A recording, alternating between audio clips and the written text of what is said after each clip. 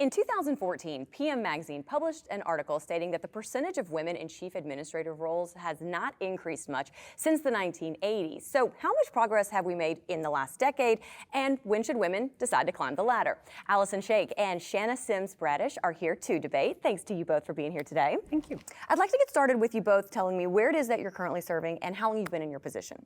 Thank you. I'm Allison Scheck, Deputy City Manager at the City of Wheat Ridge. It's a suburb of Denver, Colorado. I've been there about 5.5 years. Awesome.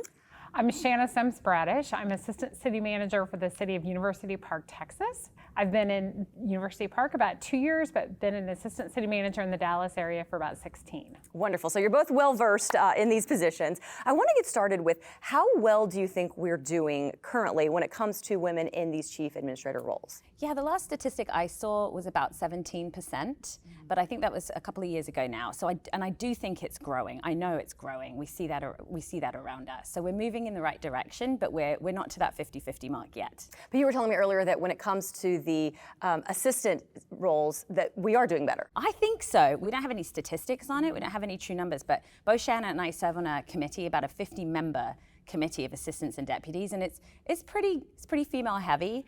And so anecdotally, I would say yes.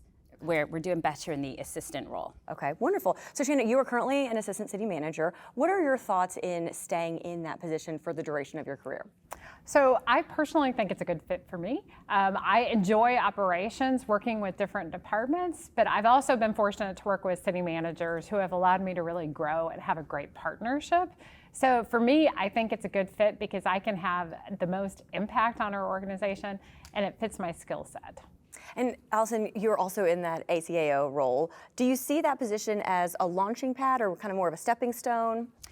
For me personally, not so much. Similar to Shanna, I'm really happy in the role, but I have learned never to say never. It definitely could be something on the horizon. And I think we're a little uncommon. In a lot of the assistants and deputies we talk to absolutely want to make that leap. Okay. So yes, it is the perfect launching pad to be the CAO. We are seeing CAOs coming in from other areas, like perhaps the military, so sort of non-traditional routes into that role, but I still think that that's the primary route to get to the CAO role. Question for you both, what are the biggest obstacles for women when it comes to ascending to that chief position? Are they different than men? So I think definitely you've got a lot of people who have dual career families. And so you have to make sure you consider both careers as well as families. I think it's also just, do you like being in the spotlight? Because as city manager, you're really a focal point, where maybe as an assistant, you're a little bit less visible in the organization. So I think it is a little challenging, but I think there's definitely opportunities. What about you? I think that some of the challenges might be perceptions of the community and perhaps the elected body who is serving that community and is ultimately making that hire.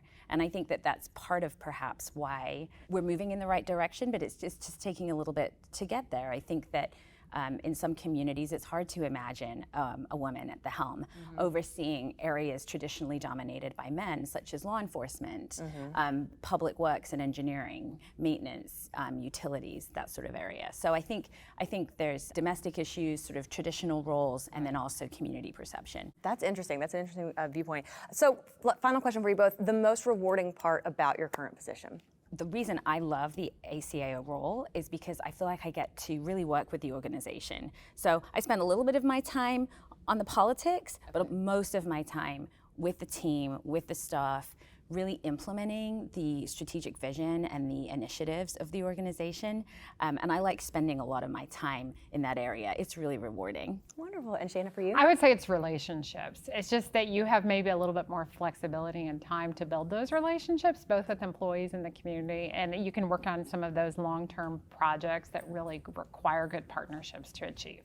Well, thank you both so much for your time today, and thank you for helping us highlight women in these leadership roles. Appreciate it. Thank you. Thank you.